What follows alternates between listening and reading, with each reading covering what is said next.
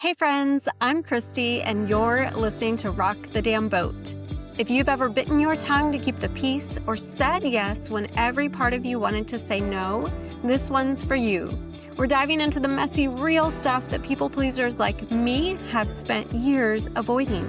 It's time to have the hard conversations, shake things up, and learn to stand tall even when it makes waves. And while we might be embodying boat rocking energy here on this podcast, I am also a firm believer in wellness and mindfulness practices, which is why I am launching a membership that is Rock the Damn Boat meets the Rooted Soul, and I want you to be one of the founding members. I am offering a special introductory rate right now. You go to thrivewithchristy.com to learn more about the Thrive Collective, and I hope to see you there in the community.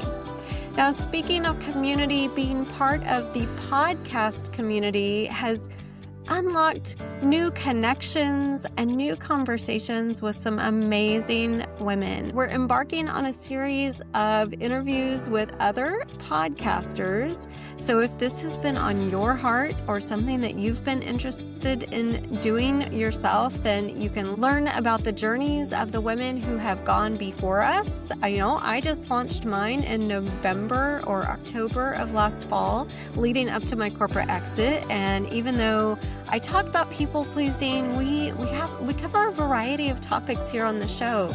I want it to inspire you to have your own boat rocking moment. And if that is starting a podcast, then I encourage you to listen to the next few episodes. And if you are interested in diving deeper into the work that it takes to unlock your voice, that is what my Thrive program and framework is all about. If you have any questions about that, please reach out to me. Otherwise, let's tune into the conversation.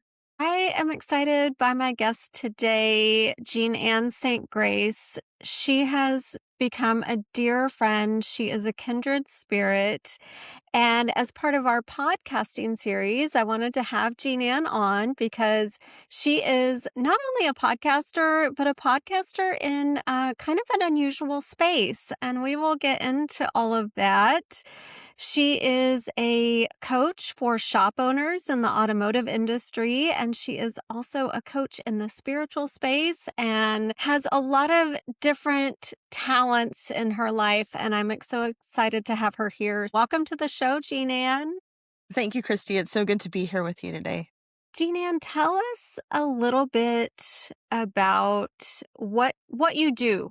So I do a lot of things, but my primary job is I work with shop owners in the automotive industry to help them make their business better, to chase the right productivity and profit goals, to build a business that supports them.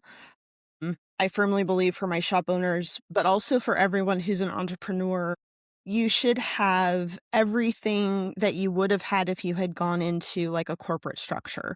You should have retirement. You should have health insurance. You should have life insurance if you need it. You should have key man insurance. You should have all the things that these big corporations build into their costs so that at the end of a 20, 30, 40-year run in your shop, you get to retire with everything you would have had and then some. A lot of shop owners don't understand a profit model. I was one of them, so I'm not saying anything that wasn't about me.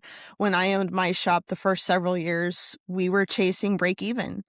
And break even doesn't get you where you need to go. So just as a general out there to everyone who's in the entrepreneurial space, if you have your own business, you should be preparing for the future. There's always those startup times, but your ultimate goal should be to get you to that place where you're comfortable, you have the safety nets, and then everything else follows after that. That is such sound advice. And my mind goes to my yoga studio, which is actually how we met. And I was always happy to be early in that business and breaking even. But you're right. That was part of why I made the really difficult decision to close the doors after my 2-year lease was up, because I did not see climbing past that, just with a small market and, different challenges. And I, I love that you're bringing that to the forefront because it is so important. We think about income, but we don't think about that infrastructure. Let's go back to the beginning and how you got into this space and into the automotive industry. I grew up in the trucking industry. So my dad had a short haul trucking business. I grew up in that, answering phones, routing trucks, driving forklift. I was always encouraged to be part of the business. And so I grew up in the self-employment era, right? Like you work until the job is done. If somebody falls apart, then you step in and do it. So I grew up in that industry. Went to high school in the Salinas Valley and in California, and I grew up around agriculture, and agriculture became something that I just fell in love with. So when I was looking at college, I decided to go and get a degree in agricultural business, and that was at Cal Poly San Luis Obispo in California. And through fate, for lack of a better term, I met a mechanic. I met a technician and just absolutely fell in love with him. He was just the best. Like, he's really one of the best people you would have ever met. Trustworthy, loyal, sweet, generous, and a damn good technician. So his dream was to have an automotive shop. And I was like, okay. And I had the business background. He had the technical background. So in an entrepreneurial seizure, when we could not find a shop space for him to move into, we built a shop from the ground up. And consequently, I had been doing bookkeeping for several firms, but one of them was a construction firm. Even though they didn't build our shop, they were my advisors through that process. The universe always gives you the people that you need. And so through that process, I had backup on that. And we built the shop. It was beautiful. Like what a privilege and joy to day one walk into a brand new shop and open your business. Like that was pretty cool that we did that together, and then ran the business for 15 years together, day in, day out. I highly recommend people building second in commands, people who can be there if you can't be there. And the last third of the business, we had a coach, and the coach helped us to really move forward in our business, helped us to plan the future a lot better. I really credit them with getting me through the next chapter, which was that in 2015, my husband was diagnosed with stage 4 cancer. And that meant that we had to sell the shop. And thanks to the coaching, the shop was profitable. We had the building. We had something to sell and reinvest as we moved into the next chapter, which facilitated selling the business, selling our house, moving here to Texas.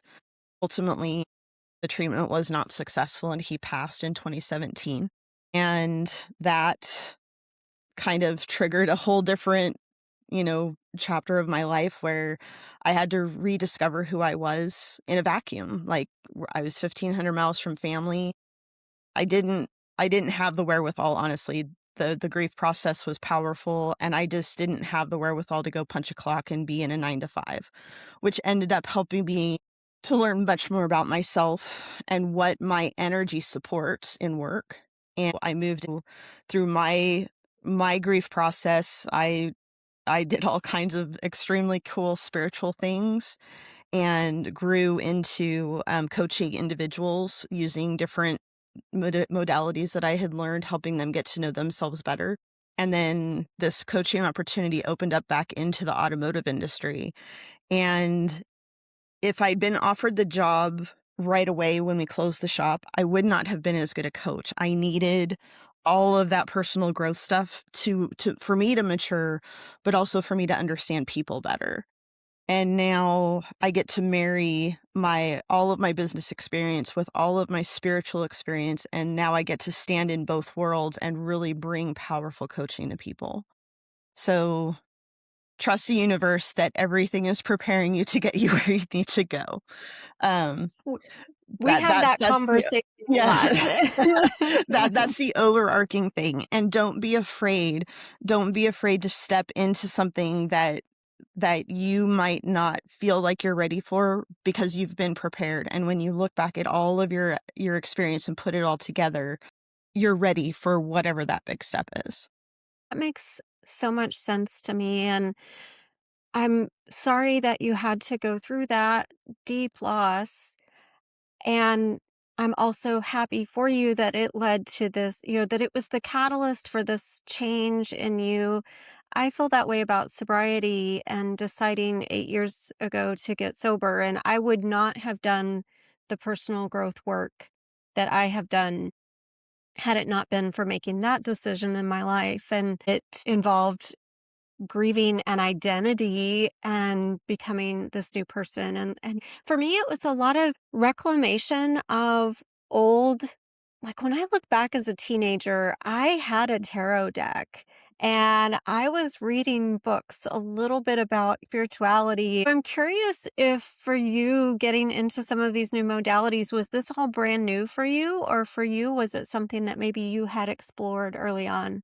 That path is pretty interesting. I was always so I was raised in Catholic schools, and I was always a tiny heretic. One of my very formative conversations, I don't remember the priest, but I remember having the conversation. I said, "Do you honestly think that we get one chance at being on earth and then that's it? Like it's heaven or hell and that's the end of it?" He looked at me and he said, "Well, that would be a terrible waste of spirit, wouldn't it?"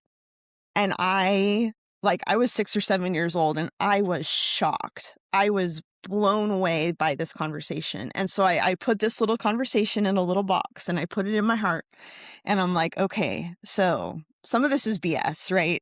Not everything that we're told is true." And in I was 35, so that would have been about 2007. I started watching Hay House. I I was presented with an opportunity to do this class that talked about, are you ready to reach your highest potential? Are you ready to be the next best version of yourself? And I was in the tank because I'd severed ties with my mom because she was a narcissist, but I was feeling pretty lost. And so this thing, like literally a flyer sitting on my holistic doctor's countertop, part of the demonstration was she put the tuning forks on, I think on my chin. And I just started bawling. And I'm like, okay, whatever this is, I'm just going to surrender to it and go. It was an 8-week meditation class. That 8 weeks opened up so many avenues for me, this whole spiritual space. That was kind of the baby steps, like that was where my training wheels got put on. And then that journey helped me so much going through my husband's diagnosis and passing that then the training wheels were off. We were at turbo mode, like everything just clicked on and it was time to go. So to answer your question, yes, I've had my training wheels on kind of all through my life. And then there was just a point where it took off. And that was the thing that just got me through. It was the thing that got me up in the morning and kept me moving. That's incredible. And I think we admire each other for being authentic, but I think we also know in our hearts that that's important to us is being authentic. And so when we can revisit these practices or these ideas that felt authentic at one point in our lives, and then get to a point where we're like, I don't care what other people think. I'm going to do this thing that might seem woo to everybody, but it is helping to so many people heal, helping us heal. That was yoga for me, and starting yoga because I wanted to be more flexible. And then having a teacher who was very committed to the origins of yoga and it being a very spiritual practice and for seekers rather than just a way to move your body. We talked a lot about the chakra system and the idea of energy. And so that's where I got really moved by how we can use energy and energy healing and just knowing that we're all made up of energy. I mean, there's no denying that. Yeah. And yoga was part of my journey too. I don't know that you and I have ever talked about this, but when after my husband passed, a yoga class popped up in Heiko and way before I met you. And I was like, I'm going to go try that. The teachers that I had at the time were teaching spiritual yoga. It wasn't fitness yoga. It was very grounded. They did talk about, the chakra system, hearing Sanskrit spoken, the different positions of and the whole thing. I can't tell you how many times I was on my mat crying, right? Just giving that release through the movement. And that was something that was critical in those early times, was that I had that yoga practice, and it moved me through a lot of that. So I have a lot to to thank yoga for as well. Ah, that's incredible. And that is how we met because when I had my studio from 24 to 25, you came and visited a couple classes and sound bath. And then we realized quickly that we were kindred spirits. I want to talk a little bit about podcasting because this is a newer adventure for me. I launched in October, I think it is. And that has become a really fun endeavor for you, it sounds like. Tell us a little bit about your podcast and what that experience has been like. Well, I did have a podcast a couple of years ago that was more along the spiritual lines, and it didn't really gain traction. Maybe people just weren't ready to hear it yet, but it is still out there. Shameless plug. It's called Rekindling Ancient Wisdom, and it's still, I pay the Libsyn every month to keep them up there. There's 24 episodes, and I go into some pretty deep woo-woo stuff, so it's fun. But this new podcast is about the automotive industry. And having been a shop owner, having been through all of the challenges that that embodies and having some victories, I have a unique perspective. And through all the work that I've done and seeing how leadership has shifted, it gives me a voice to talk to shop owners and everybody in the shop. I talk to the technicians, I talk to the advisors, like everybody in the shop space, about leadership, about why do we do what we do. And if you polled, like 99.9% of people, they would say, oh, they're there to fix my car. And the truth is, we're here to be of service. We're here to get you through that tough moment where your vehicle's broken down and you don't know what to do except call a technician or mechanic and be like, I need my car fixed. And to create this environment, much like a holistic practitioner or therapist or any service industry, is to make them feel welcome, to make them feel safe and secure, and to build trust with them. The days of getting a vehicle in, slapping parts on it, and pushing it out the door just are over.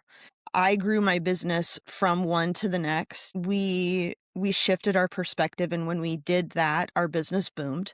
And you talked about energy at the beginning. Everything is energy. So if when you're having a bad day because your car broke down, you come in and meet me at the counter or somebody else, and it's like, well, we've got this handled for you. We're going to get you a ride to work. We're going to call you as soon as we know what's wrong. We're going to get the parts and get it fixed for you and get you back on the road. We might even have a loaner car, or we've got an Uber credit or whatever it might be. Like, we've got this handled for you. You go do you. And to hold people in that space is powerful, right? It's not just about fixing their car anymore. It's about serving them and helping them through a challenging time. We've got to shift our thinking, just like almost every other industry has to shift their thinking into being more human, serving the person in front of you. Our purpose is to serve our customers. Then we do that by fixing their cars. And then any money that we collect from that is a byproduct. That's a consciously built business model. So, I'm bridging. For a long time, I wanted to stay in the spiritual realm because I'm very comfortable there. It's meaningful, it's powerful. But this coaching opportunity came in, and now I bridge those two worlds, right? Because a lot of times what's wrong with your business is what's wrong inside of you. And I went through that too. When I had to disconnect from my mother, I went through a really challenging time of just building walls around myself because I was the person at the shop that people saw. I was walling myself up from them too, and the sales in the shop just plummeted. Like, it was terrible. I couldn't sell a windshield wiper. Like, it was awful. And luckily I was aware enough to realize I was doing this, right? This was me, and I had to put up boundaries in the places I needed them, but not with my customers because they could feel it. And when I'm training my shop owners and my service advisors now, I'm like, your energy is gonna impact them. So if you're in a hurry and you're like, yeah, Christy, you need an oil change and you need this and you need that, and their attention's over here and not on you, you're gonna be like, no, I'm not buying from you. Like, why? you're distracted and you're hurried and you're not giving me attention. And what are you going to do if you're like that with me? What are you going to do with my car?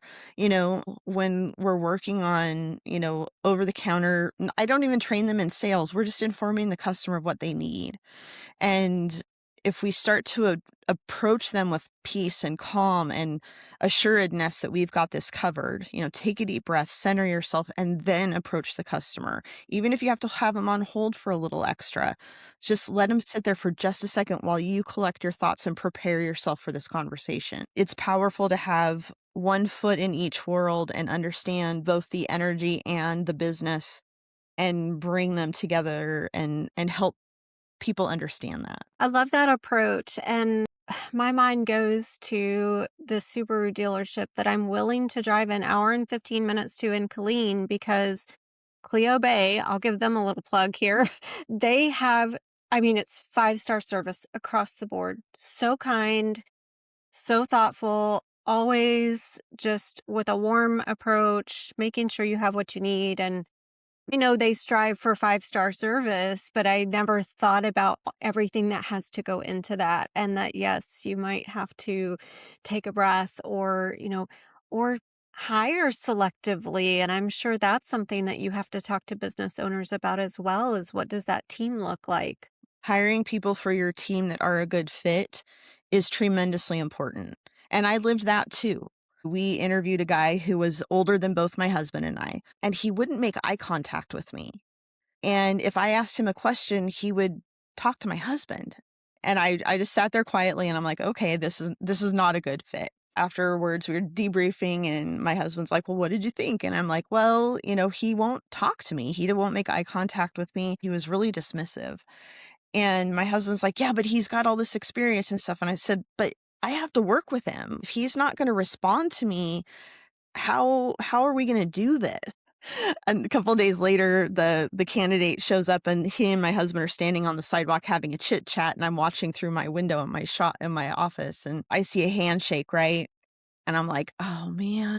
So my husband walks in, he has the best smile. Like he just had this Cheshire cat smile. And he walks in, he's so proud of himself and he's like, I hired him. And I'm like, yeah, I know you did, but remember, he's not going to respond to me well. And he's like, no, it'll be fine. Trust me, it'll be fine. Well, it wasn't fine. He had a temper. I didn't know this was a thing, but there are technicians who, when they get frustrated, throw wrenches. And he had pinged an end wrench across the shop and it hit one of the steel I-beams and it rang that whole building. Like I thought the world was ending. And he just never got with the program. He was jealous of, and I don't say this out of ego. It just was, he was jealous of how much farther in life we were than he was. He resented taking direction from me. He was not a team player. So he didn't last very long and he checked himself out of the process. But after that, my husband got a little more attuned to my intuition. He got better at listening to me because, I never said it to him, but I was right. And I think he Yes. might have even come to me and said, you were right. So, it took a while. And this is advice to couples that are in business together. It takes a while to get to know your spouse in a business setting. So if you're thinking about going into a business together, you're going to see a different part of your spouse. You're going to see something emerge. And luckily, my husband and I had 2 different lanes. He was the technical guy. He knew start to finish what to do in the shop. I knew start to finish what to do in the office. And I knew how to work with people. We just had to learn our lanes and we had to learn each other in business after knowing each other personally. So there's going to be some growing pains. It's going to be fine. And ultimately, it's a great situation if you can make it work. But learning to trust each other at a business level was totally different than trusting each other on a personal level. And back to intentional hiring. If you get any part of your body's telling you no, if there's that pit in the bed of your stomach, or you're like, oh, I don't know, this is not good. A no is a no. I don't care where it comes from. If it's not a full body yes, they don't belong in your business. There's a better candidate out there for you, and trust that. Smart. I would imagine the automotive industry is, I don't know the percentages, but predominantly male. So Are you seeing a shift at all? Are you coaching any female business owners, shop owners, or what is that looking like today?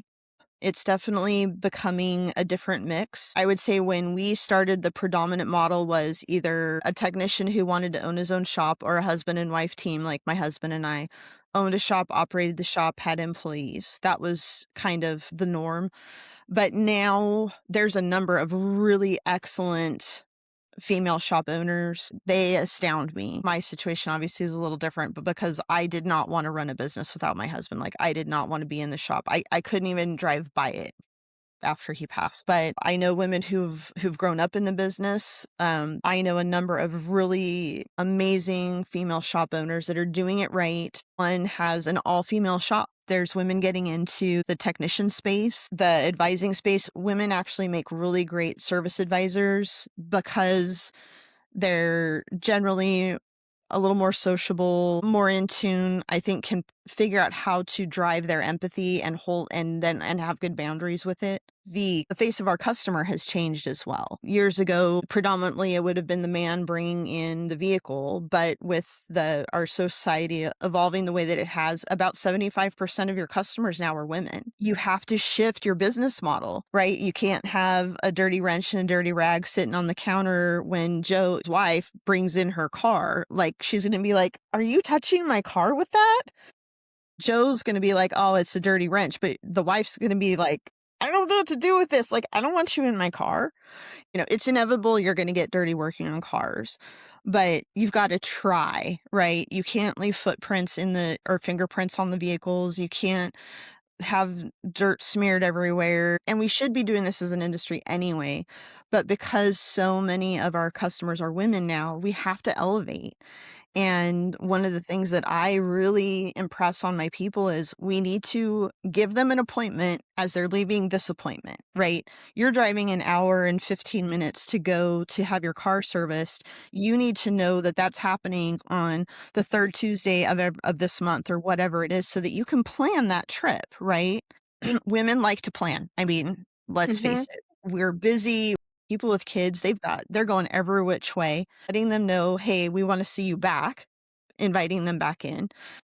There's so many wins by exit scheduling somebody just like the dentist, just like your hairdresser, so that you know that on that day, that's what you're doing. Having more women customers has really shifted our industry into this level of professionalism. And there's women all throughout, in the part stores, in the infrastructure, the aftermarket infrastructure. NAPA, who's one of the largest retail parts providers, I went to their 100th anniversary conference and a woman was at the front of the stage because she ran the whole thing. And that's super cool. And is it a boys club? In some ways it is, but none of them are bad people, right? So you have to kind of allow yourself to understand men are wonderful. Like, I love men. I love being around them. I love working with them.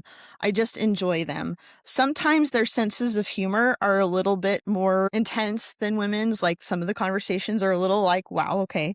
99.9% of them are not doing anything to be disrespectful. They just forget that there's a woman in the room. But I've had women in the shop. I want to talk to a mechanic. I don't know what the mechanic's going to tell you that I'm not telling you. So there were even women who came into the shop and were like, "Oh, you're a woman. I don't want to talk to you." There's been challenges from both sides. Wow, And yeah. Wouldn't have thought of that, but yeah, very much stereotyping into those gender roles. yeah, exactly. My first coaching job was with a really big company and I had a lot of clients. I had a ton. I had 70 clients that I met with weekly. It was predominantly men. And a lot of them thought I was younger than I was. And then they were also, "And she's a woman." But once they heard my story, knew my experience, they all gave me a chance. There's not one of them who turned their little ears off and were like, "Nope, not listening to you." And then the proof was in the pudding because a lot of them in the times that I was coaching them, and I'm not taking credit for this, I'm giving them the credit that they listened and they implemented what we talked about, had the best months, best years that they'd ever had. I had one, he was awesome. He was so cute when I was leaving. He's like, I didn't know about this when you started, but you've been the best coach I've ever had." And now he's just now built out the team, and he still contacts me, and he had a best week they've had in a year last week.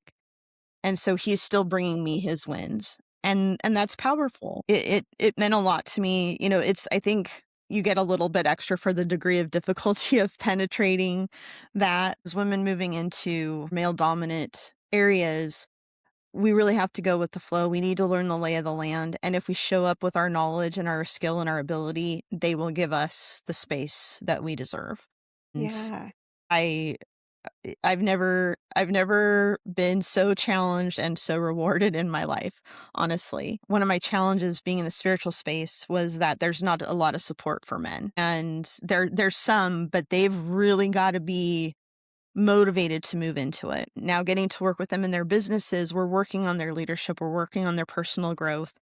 And they'll do it because it relates to their business, but what happens is it's working on them personally too. And it's a really cool evolution to watch. I love your story. And like you said, bridging the two spaces, that's what rocking the damn boat is all about, making these leaps that we might not make otherwise. And you being able to connect this automotive space, very traditional, with these spiritual practices and how you blend those is incredible to witness. Talk about what you do in terms of spiritual practices. I know you have done my human design and my numerology charts. So tell us a little bit about what you like to practice. I didn't know this about myself until recently, but apparently I have attention deficit. And I've been masking it all these years. But one of the beautiful things about it is pattern recognition. And so I'm always curious about what makes people tick. The numerology that I use was based on the Hebrew alphabet. When it was first presented to me, it just spoke to me. The woman who presented my chart to me, I was like, have you, like, I just met you and you know my life. Like, it blew me away. She was just nailing me, and I'm like, wow, this is amazing. So of course I had to learn it. So that's really my first love. And as I've practiced it, it's evolved from what I was taught. It's like anything else, it kind of starts to work on you. And if you open your intuition to it, then it starts to grow. And then human design gives you the next layering, which is very much about how your human computer is programmed. And it's very similar to astrology in that it's based on where you were born, what day and time you were born. But it gives you, like, how do I share my energy?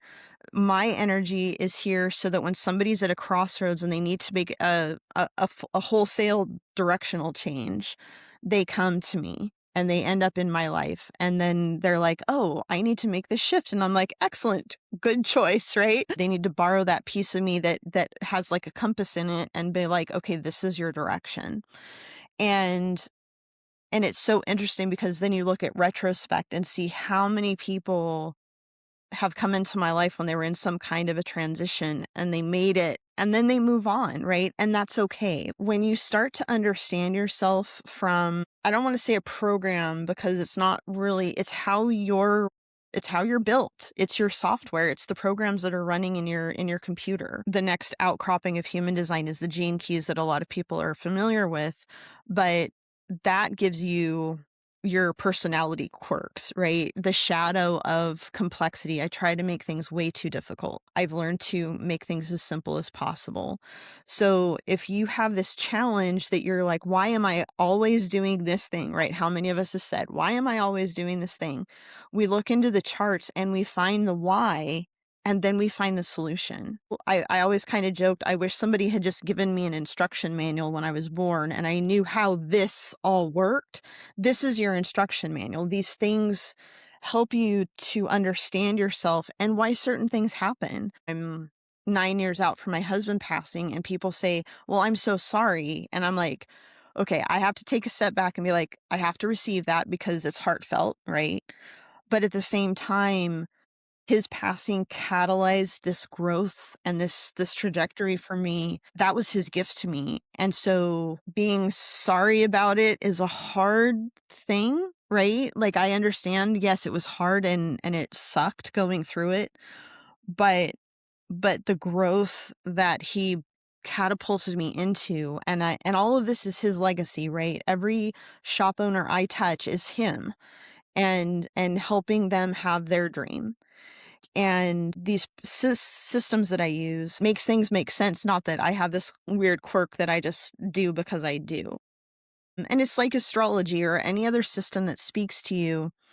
If it gives you a why, if it helps you to move through a challenge, then, and it's lifelong. These things don't change. Your birth name never changes. Your birth date never changes. But it's also about transmuting the challenge. That's the thing that I love about it, is it's not you're static and you're stuck. You can transmute, you can change, you can move. And if you know what you're working on, that makes it a whole lot easier. And then I never really was drawn to cards, but using the oracle cards has helped me to really deepen my intuition. I think you can attest, and I'm not saying this for my ego, but you and I have had some powerful conversations based on what the cards have shown us. And Yes. it's just another vehicle for me to use my intuition and to help you dial in to what you want. You never tell anybody their future because the future's malleable. The future that we talk about today, you have a shift or a change or a thought or meet somebody different, and that whole future changes. So it's like, go this direction and see what happens, and then pivot if you need to. But don't get locked into a future, get locked into who you are and knowing yourself. And then whatever step you take, the road rises up to meet you because you're on your proper path. You've been through the challenge of being sober, my challenge of getting through my grief and learning how to have a new life and to be joyful about it. People who go through those powerful moments, they have a choice. They can go through it with grace and take whatever lessons are in it and move forward, or they unfortunately, what I've seen is they become bitter and dark and victimized. It hurts me as a human to see other humans suffering, because suffering is not necessary. It's stuckness, and we don't have to stay there. We always have choices. It's just that little bit that gets you a little more joy and a little more freedom and a little more joy and a little more freedom. And then the spirit starts to become rampant and abound. And that's what we should all be doing, in my opinion. If I could lift everybody up and be like, okay, just get your feet under you and take a step and then take one more. Everybody's got that in them. Yes. Yes. And I'm making some big waves in my own life and operating from sort of this blind faith. But I think everything that we do from the perspective of frameworks, whether it's human design or numerology. I teach the Thrive framework. There's a path of yoga and the 8 limbs. Anything that we do from that framework just helps give us, like you said, a guide, something to help lead us at the point that we are feeling very lost and maybe feeling out of touch. And so if you have this thing that maybe gives you a sense of hope, like I'm a manifestor generator, and I know impatience is one of my downfalls. And so just knowing that and knowing that's part of my human design is okay, well, one day at a time, one day at a time. And that's the same way I got sober, was one day at a time. And here I am, about to celebrate 8 years. So yeah, I think that anytime we feel lost, we can turn to programs like this to help us every step of the way. So I appreciate that you offer that. And I will be sure and give a link to your website, because you have all kinds of offers on your website with tarot card readings and human design and anything that somebody could possibly want to tap into your intuition to help guide them. So we close. I do always like to ask my guests who their boat rocking role model is. I have you prompted me on this, and I've been thinking about it, and I can't really point to one single person.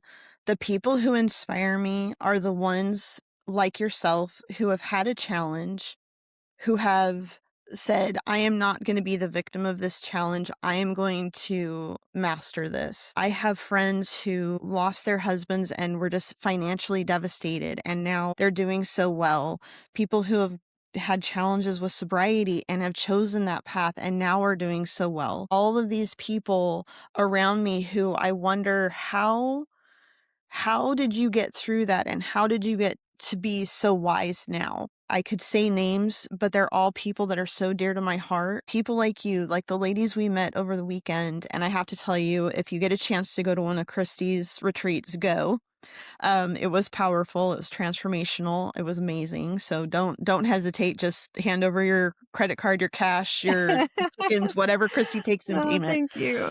But I'm inspired by every single person who has found themselves in a challenge and said, I do not let this define me, but I use it as a springboard for my success. It's important that as observers, we sit back and be like, wow, pardon my language, you're kicking ass over here and you should be very proud of yourself. And anybody that I find and I see, I try to voice that because it's easier to listen to the naysayers. It's easier to listen to the people who told me, this is weird, you're never going to succeed. I mean, there were people telling me, you just need to go get an 8-to-5 job and you'll be fine. And I'm like, no, that will kill my spirit. So learn to honor your energy, learn to honor your rhythm. You know, I don't take clients before 10 o'clock and I prefer 11 because I am not in my best shape until then. And I like my morning. And if I have my morning to kind of enjoy my coffee, sit outside, fill my cup, then I can go out and fill everybody else's cup. And I honor anybody who is rocking the boat by honoring themselves and saying, what I need comes first. Then I will help other people. Then everybody rises and thrives in that environment. You know, I talk about making waves in the intro to the show, but there's also ripples, and we talk about the ripple effect. So all you have to do is, one kind thing or one thing to prioritize yourself, and people see that and lead by example, and it ripples out. So thank 100%. you for that. And I thank you for your time today, for sharing with us about your experience in the automotive industry, for sharing about your podcast, which is Shop Talk Her Way, correct? Yeah. So anyone who's listening who is involved in the automotive industry, that is a fantastic show for them to go listen and learn all of the amazing things that you shared with us today too about how to lead with a service mindset. I think that applies to so many industries. So excellent. Well, I appreciate you being here, JeanAnn, and I appreciate everyone who has listened to the show today. We will talk again soon. Thank you, Christy. Thank you to everybody for listening too.